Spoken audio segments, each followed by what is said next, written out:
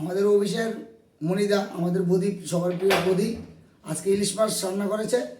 যদিও আজকে ইলিশ মাছটা দেখে মনে হলো ও দুই টুকরো মানে আমার জন্য একটা আর একটা নীলদার জন্য।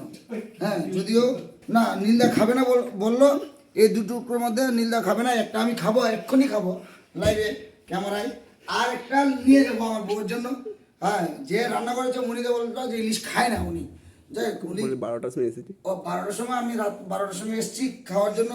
যদিও আমি কোনো সময় ইলিশ খাইনি, তবে আজকে খুব ভালো রান্না হয়েছে, এবং স্পেশাল রান্না হয়েছে।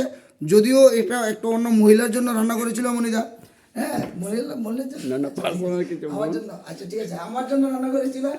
আমি এখন খাবো, এটা খেয়ে আর বাকিটা যেটা থাকবো এ কেড়ে নেবে না ভাই, তুমি ধরবে না, আমি খাবো আর বাকিটা যেটা থাকবে এটা আমি আমার বউর জন্য নিয়ে বলো। পার্থতা দিয়েছে যা কার জন্য আচ্ছা। মনে করে পার্থদা কোনোদিন এমন মানে জঘন্য খাবার খায় না, না, যদিও না, না। আচ্ছা তুকু ভালো ভালো খাবার খাই না।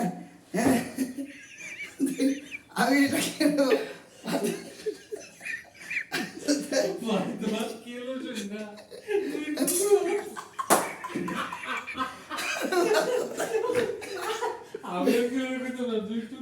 আচ্ছা, এবার এটাকে দেখে মনে হচ্ছে না যে ইলিশ, এটা তো মনে হচ্ছে যে চন্দনা শুটকি।